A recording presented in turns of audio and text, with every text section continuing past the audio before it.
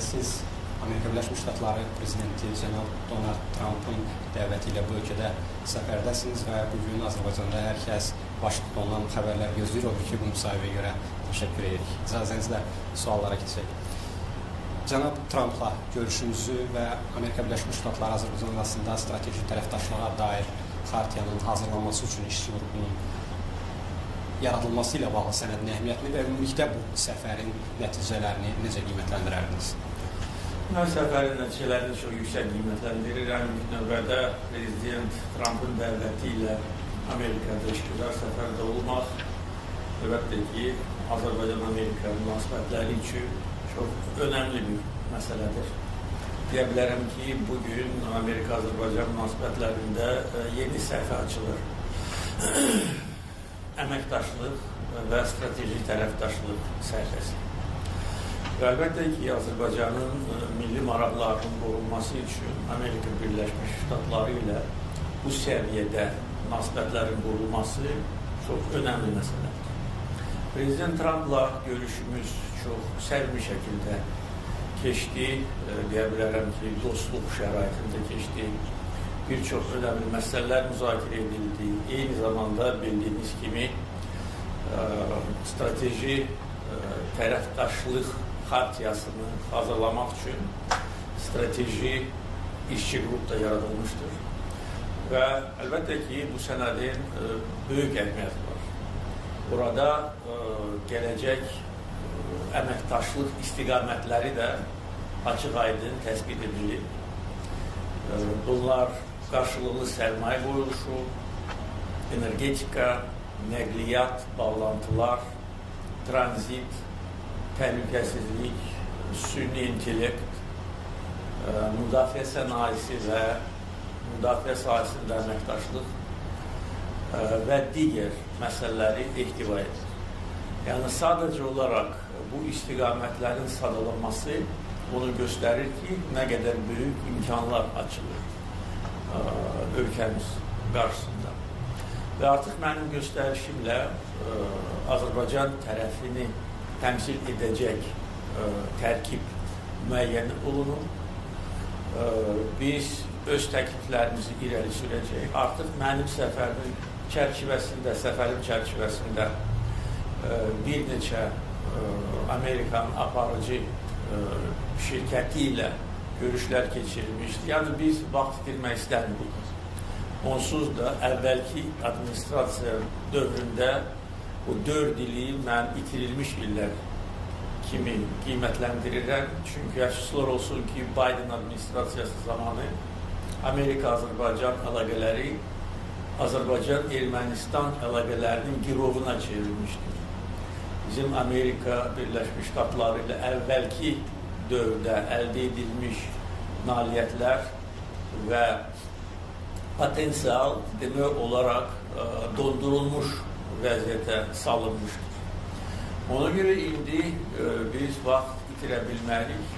Xüsusilə cənab Trampın və onun administrasiya nümayəndələrinin, onun komandasının Azərbaycana olan müsbət münasibət, yəqin ki, tamaşaçılar da bizim keçirdiyimiz görüşləri və mətbuat konferansındakı ab-havanı da hiss ediblər. Bu xoş münasibət əlbəttə ki, çox önəmli bir amildir. Bu nöqteyi nəzərdən səfərin çox böyük əhəmiyyəti var. Prezident Trampla bu mənim birinci görüşümdür və yenə də demək istəyirəm ki, görüş çox səmimi şəkildə keçirildi. Onun Azərbaycanla bağlı olan bilgilər sözün düzü məni təəccübləndirdi. O bir çox məsələləri dərindən bilir. Azərbaycanın önəmini, onun geosiyasi əhəmiyyətini, Azərbaycanın Amerika Birləşmiş Ştatlarına həmişə dost ölkə olmasını cənab Tramp çox yaxşı bilir. Və əlbəttə ki, şəxsi təmaslar önəmli rol oynayacaq bizim münasibətlərimizdə. Və təbii ki, 9-7-ci düzəlişin ləğv edilməsi, hesab edirəm, tarixi hadisədir. Strateji əməkdaşlıq formatına artıq başlamağımızda hesab edirəm ki, tarixi hadisədir. Ona görə mən səfərin nəticələrindən çox məmnunam və əminəm ki, bu səfərin nəticələri, konkret nəticələri yaxın gələcəkdə özünü büruzə verəcək. Mr. President, it has been quite a day. History in the making. You and Prime Minister Pashinyan saying that you're going to issue a joint declaration to the Nobel Prize Committee. We heard President Trump praise your vision and your leadership, and you likewise praising President Trump's visionary leadership that led to this agreement today. As you know, with President Trump, personal relations are very important. How would you rate your leadership to leadership, or even personal relations between you and President Trump? And how important was it to you to see President Trump waive that Section 907 law that was passed by Congress decades ago that had prevented American aid to Azerbaijan? Is this a new moment for Azerbaijan and the United States? Exactly. I'm sure that we are opening the new chapter in our relationship. And with President Trump, our personal contact, it was the first meeting between us, was very friendly, cordial, and result-oriented. Of course, I knew President Trump from his previous term and from what he had been accomplishing in these 6 months. President Trump didn't know who am I, because he heard about me through his team members. But of course, my personal attitude to President Trump always was very positive. And even last year, in the middle of last year, when I was asked about elections in the United States, I said what I thought. I said that we support him because he is probably the only American president who didn't start wars. And this is true. And he is a person who values family values like Azerbaijani people. And of course, during these 6 months in office, as I said today at the press conference, he did things which seem to be impossible. In Africa, in Asia, in Southern Caucasus, the person brings peace and brings tangible results. So from this point of view, I highly value our personal relationship, and I'm sure in the coming years this personal relationship will influence largely interstate relations between our countries. And of course, issuing a waiver, signing a waiver to this unjust 907 Amendment to Freedom Support Act in Oval Office, in my presence, has a very symbolic meaning. He could have done it in other form. He could have signed that later, but he decided to do it in front of President of Azerbaijan, the country which had been unjustly sanctioned by Congress back in 1992, in October 1992. And at that time, of course, members of Congress, they were not aware about Azerbaijan, about what was happening in the Southern Caucasus. And through Armenian lobbying groups, they've been influenced, and the victim, Azerbaijan, was presented as an aggressor. So that amendment deprived us from a direct American assistance, which we needed badly at that time. At that time, Azerbaijan was a poor country with many refugees and with a ruined economy. So we were the only former Soviet Union republic which had been under sanctions. Then, as you know, in 2001, these sanctions have been waived because the United States government needed Azerbaijan's assistance in Afghanistan, and we provided a very important transportation connection network, which was called Northern Distribution Network. It was not only overflights, it was also land and maritime transportation. And every year, American presidents were issuing that waiver until 2023. And that was a big shock for us because we did not expect such an approach from Biden administration.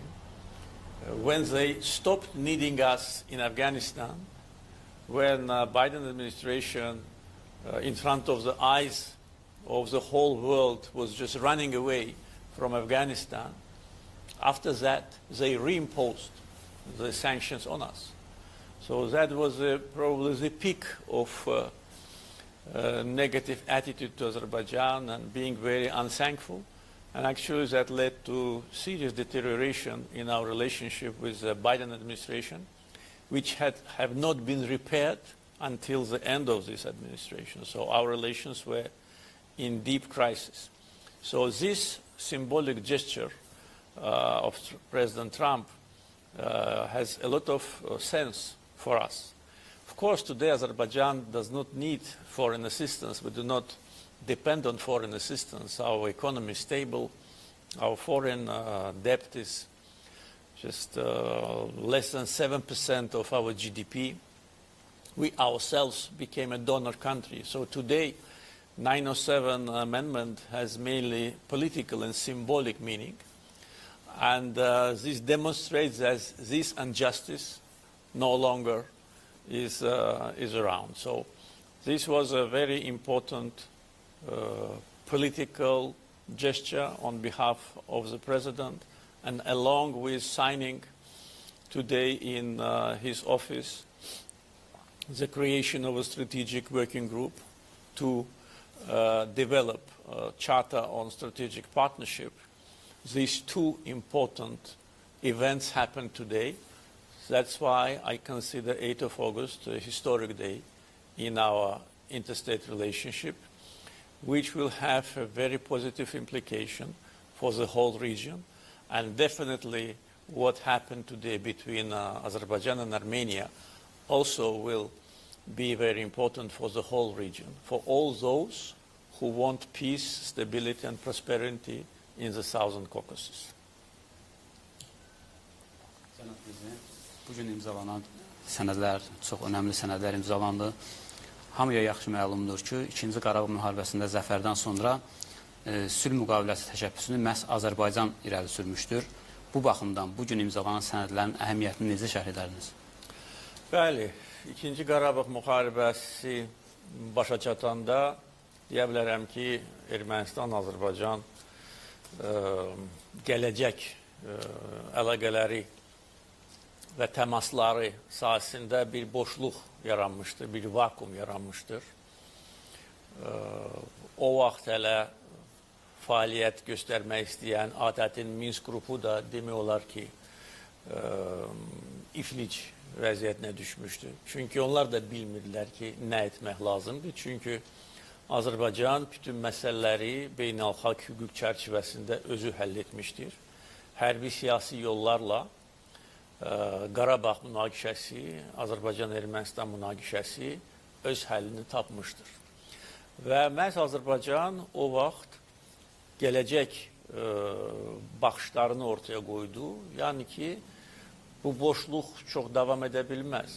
Yəni Azərbaycanla Ermənistan arasında sülh müqaviləsi olmalıdır və onun təşəbbüskarı qeyd etdiyiniz kimi biz olmuşuq. O təşəbbüsü biz irəli sürəndən sonra yenə də cavab heç yerdən gəlmədi. Onda biz məlum əsas 5 prinsipi ortaya qoyduq və bunun üzərində sülh sazişinin mətnini də biz hazırlamışdıq. Və bildiyiniz kimi ondan sonra danışıqlar prosesi başlamışdı bizim təşəbbüsümüzlə. Danışıqlar prosesi o qədər də hamar getmirdi. Onun da əsas səbəbi ondan ibarət idi ki, o vaxt Ermənistan tərəfi sülh sazişinə Qarabağla bağlı müddəanı daxil etdirmək istəyirdi. Halbuki bu heç bir məntiqə sığmayan məsələdir, heç bir hüquqi və siyasi əsası olmayan bir məsələdir və biz Ermənistan tərəfinə izah etməyə çalışırdıq ki, bu bizim daxili məsələmizdir və dövlətlər arası sazişə hər hansı bir ölkənin daxili məsələsi daxil oluna bilməz. Ancaq buna baxmayaraq Ermənistan təkidlə bax, öz mövqeyindən geri çəkilmək istəmir. Ondan sonra yadınızdadır yəqin ki, Brüssel görüşləri keçirilmişdir. Avropa İttifaqı Şurasının prezidentinin təşəbbüsü ilə. Ancaq yenə də əsas fundamental məsələ imkan vermirdi ki, tərəflər bu məsələdə razılığa gəlsinlər. Yalnız 2023-cü ilin antiterror əməliyyatından sonra Ermənistan artıq reallıqlarla barışmalı oldu və ondan sonra demək olar ki, fəal danışıqlar prosesi başlamışdır və artıq neçə aydır ki, tərəflər bəyan etmişlər ki, sülh sazişinin bütün maddələri artıq razılaşdırılıb. Və bu hesab edirəm ki, Cənubi Qafqaz üçün çox önəmli tarixi məsələdir. Və bugün Ağ Evdə paraflanan sülh sazişi əminəm ki, artıq bölgəyə sülh gətirir. Təbii ki, Ermənistanın, necə deyərlər, ev tapşırıqları da var. Bildiyiniz kimi, onların konstitusiyasında Azərbaycana qarşı ərazi iddiası məsələsi imkan vermədi ki, bugün sülh sazişi imzalansın. Amma bu dəyişikliklər ediləndən sonra artıq sülh sazişi istənilən vaxtda imzalana bilər. Amma bugün mən bəzi suallara münasibətimi bildirəndə dedim ki, bir halda ki, Azərbaycan və Ermənistan rəhbərləri bu paraflamanı Ağ Evdə etməyi qəbul ediblərsə, deməli, hesab etmək olar ki, artıq bölgəmizə dayanıqlı sülh gəlib və bu hesab edirəm ki, həm Azərbaycan, həm Ermənistan, həm bütün bölgə üçün xüsusi əhəmiyyətə malik olan məsələdir. Ona görə bugünkü gün o cümlədən buna görə tarixi gün sayıla bilər. Həm Azərbaycan-Amerika ikitərəfli münasibətlərinin inkişafında atılan addımlar, həm Azərbaycan-Ermənistan normallaşması işində atılan addımlar və birgə bəyannamənin qəbul edilməsi, imzalanması və Amerika prezidenti, dünyanın ən qüdrətli dövləti olan Amerika prezidentinin buna dəstəyi və şahidlik etməsi, yəni ki, bu bir daha bu sazişin önəmini göstərir. Çünki mən bugün qeyd elədim mətbuat konferansında, biz dünyanın bir nömrəli paytaxtında, dünyanın bir nömrəli ofisində dünyanın ən qüdrətli prezidentinin iştirakı ilə bunu etdik və əlbəttə ki, hər kəs başa düşür ki, bunun nə qədər böyük əhəmiyyəti var. Həm ölkəmiz üçün, həm bölgə üçün, həm geniş coğrafiya üçün biz müharibə yolu ilə haqq ədaləti bərpa etdik. İndi də buna siyasi müstəvidə nöqtəni də qoyduq. Cənab Prezident, Vətən müharibəsindən sonra sülh müqaviləsinin imzalanması üçün Ermənistan qarşısında bəzi şərtlər qoymuşdunuz. Onlardan birincisi ATƏT-in Minsk qrupunun ləğvi ilə bağlı idi, hansı ki, bugün Azərbaycan və Ermənistan Xarici İşlər Nazirlikləri ATƏT baş katibinə bununla bağlı müraciət imzaladılar. İkinci şərt Ermənistanın əsas qanunundan, konstitusiyasından Azərbaycana qarşı ərazi iddialarının çıxarılması ilə bağlı idi. Bu, indiki halda nə qədər real görünür? Məncə tam real görünür. Çünki birinci onu deməliyəm ki, bizim bütün şərtlərimiz tam məntiqli, əsaslı və qanuna uyğundur. Müxtəlif mərhələlərdə Ermənistan cəmiyyətində və hakim dairələrində belə bir fərziyyə irəli sürülürdü ki, sanki Azərbaycan Ermənistanın daxili işlərinə qarışmaq istəyir və hətta danışıqlar zamanı dəfələrlə belə bir məsələ qaldırılmışdır. Bizim isə mövqeyimiz ondan ibarət idi ki, bu cürə qəbul edilməməlidir. bu birbaşa bizə aidiyyəti olan məsələdir. Bizim ərazi bütövlüyümüzə olan açıq tələbdir, iddiadır. Ona görə bu düzəliş edilmədən sülh sazişi imzalana bilməz. Bizim mövqeyimiz hər zaman ardıcıl, məntiqli, əsaslı idi və biz öz mövqeyimizdən geri addım atmamışıq. Çünki heç vaxt qeyri-real və qəbul edilə bilməyəcək şərtlər də qoymamışdıq Ermənistan qarşısında. Amma nədənsə Minsk qrupunun ləğvi ilə bağlı bizim əsaslı təklifimiz mənfi reaksiya ilə üzləşirdi. Halbuki dəfələrlə biz izah etməyə çalışırdıq ki, bir halda ki, Ermənistan Azərbaycanın ərazi bütövlüyünü tanıyır. Bir halda ki, artıq Ermənistan özü deyir ki, Qarabağ Azərbaycandır. Minsk qrupunun de jure qalması tamamilə məntiqsizdir. Onsuz da o öz funksional mahiyyətini itirmişdi və biz heç vaxt imkan vermərik ki, bu hər hansı bir formada canlansın, yaxud da ki, hansısa başqa formaya deməli formaya minsin. Ona görə bugün sülh sazişinin paraflaması və Minsk qrupunun ləğvi ilə bağlı bizim müştərək müraciətimiz hesab edirəm ki, o birinci maniyəni aradan qaldırıb və yenə də deyirəm, bugün bu paraflanma Ağəbdə baş tutdu. Ona görə mən şübhə etmirəm ki, Ermənistan konstitusiyası dəyişiləndə və Ermənistan tərəfi özü bunu bildirir ki, belə dəyişikliklər edilməlidir. Azərbaycana olan ərazi iddiası oradan çıxarılacaq. Əks təqdirdə bu birinci növbədə Amerika Birləşmiş Ştatlarına hörmətsizlik olacaq. Çünki hər kəs bilir və bizim mövqeyimiz demək olar ki, bütün aparıcı beynəlxalq aktorlar tərəfindən, o cümlədən Amerika Birləşmiş Ştatlarından anlayışla qarşılanır. Çünki sülh sazişi imzalananda hər bir məsələ öz səni tapmalıdır və bizə qarşı olan əsassız ərazi iddiası oradan çıxarılmalıdır. Ona görə mənim bu məsələlərlə bağlı şübhəm yoxdur. Yenə də deyirəm, bunun nə vaxt olacaq, bu Ermənistan öz işidir.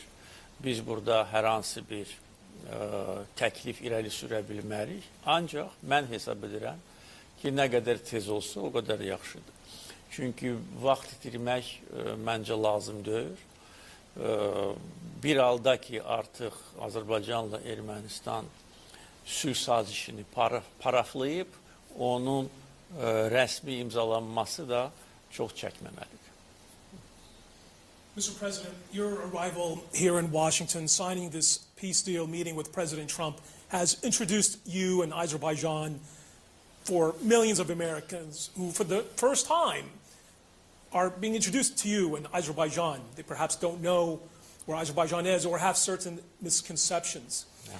How would you respond to some of the concerns among some in the American media and in the think tanks, concerns about will Christians be protected in Karabakh? And just how important is this Zangezur corridor, not only for Azerbaijan, but for American trade interests as well, given that the Trump trade route is going to be established? Yeah, you know, for many years Azerbaijan was demonized in the United States media, which President Trump fairly names fake news. And these media outlets like Washington Post, New York Times, Newsweek, and many others, on a regular basis were spreading rumors about Azerbaijan, were attacking us, publishing insulting articles, and actually misleading American public opinion. That was mainly done by representatives of Armenian lobby, the group which today acts against Armenian interests. And today, instead of being happy of what happens today, they are absolutely disappointed because their agenda is absolutely different. They were those who are responsible for occupation because their ideas, their advices, their money, and their influence on different Armenian governments played a destructive role for Armenia itself. If not for them and groups like them, Armenia would have been a much more developed country with a solid independent system, but they just lost time. They lost time occupying our lands, and in the end, they could not keep this occupation forever and actually lost 30 years in their development. And all those rumors and false information about Azerbaijan, for those who know our country, seem absolutely biased because Azerbaijan is one of the countries which is famous for its ethnic and religious diversity. All the religious sites are protected by the state. In Azerbaijan, we never had any, not conflict, even misunderstanding on the basis of ethnic or religious differences. On the contrary, Azerbaijan today is one of the centers of multiculturalism, where representatives of different religious and ethnic groups live as one family. So I think what happened today will be also a good answer to those who still either do not know the reality or deliberately try to create wrong perceptions. And also with respect to land connection between mainland of Azerbaijan and Nakhchivan. You know how many rumors, how many provocations we faced during these last 5 years from leaders of different countries which were spreading rumors that Azerbaijan is planning to attack Armenia. Azerbaijan is planning to take that part of territory by force. And all our messages that this is false information, they did not work because this perception was created, including here in Washington. And the driving force for this Azerbaijanophobia was Biden's administration. And we know it for sure, because in our communications with our European partners, on many occasions they were telling us that this information comes from Biden's team. They were deliberately spreading rumors about Azerbaijan's so-called aggressive intentions. And even during the first months of President Trump's administration, there have been such narratives. They were coming from representatives of the old team, which still stayed in some governmental institutions, and which agenda was influenced either by NGOs like Human Rights Watch, Freedom House, these Azerbaijani haters, or by USAID or Radio Liberty, which President Trump very successfully eliminated and just saved the world from this disaster, which is called USAID. So this was for us a kind of a challenge just to explain that this is wrong. So we had to explain that we don't have these intentions. And what happened today when in joint declaration, which was signed by Armenian Prime Minister and myself and witnessed by President Trump, there is a provision exactly reflecting our position: unimpeded access from main part of Azerbaijan to its Nakhchivan Autonomous Republic. It is written there, and with the sovereignty of Armenia. So what we wanted to have unimpeded access from one part of Azerbaijan to another part of Azerbaijan. And by the way, this was also obligation of Armenia, signed by them on the 10th November 2020. And for 5 years, there was no progress. For 5 years, there was no physical work on the ground. During these years, we almost brought the railroad to Armenian border. It is just maybe less than 1 year we need, or if we work hard, maybe 6 months we need to bring it completely to Armenian border. At the same time, we are starting to rehabilitate the railroad in Nakhchivan Autonomous Republic. So we need this 40+ kilometers railroad in order to connect two parts of Azerbaijan. And not only railroads. We think about electric transmission lines. We think about fiber optic. We think potentially about other energy infrastructure which will absorb energy resources of Azerbaijan and our neighbors across the Caspian in the future. So all this, first of all, totally dismantles all anti-Azerbaijani narratives which have been cultivated by Biden's administration and those political infrastructure which was in their disposal, media, NGOs, USAID, and some corrupt politicians like Menendez, who is today behind bars for corruption, Adam Schiff. I just learned when I arrived that the Maryland prosecutor opened a criminal case against Adam Schiff for mortgage fraud. You know, these people were attacking Azerbaijan on a regular basis. Menendez, Schiff, Peloni, Pelosi, Sherman, Markey, and others. Christopher Smith. All these people, they hate Azerbaijan. I don't know why. Probably because the Armenian lobby pays them for that. And they were a group of serious political figures which were working against Azerbaijan on a regular basis. So today what has been signed between Azerbaijan and Armenia clearly demonstrates our intentions, demonstrates that we want peace, but we want connectivity, we want integration between two parts of our country with a safe passage, which will bring a lot of opportunities for broader region, for Armenia itself. And at one of the meetings with Armenian Prime Minister, I said that Armenia will have a chance to become a transit country. I said, you don't know what to be a transit country, you are not. And you can be transit country only through Azerbaijan. Without Azerbaijan, there is no way to be a transit country. And you will see the benefit of being a transit country.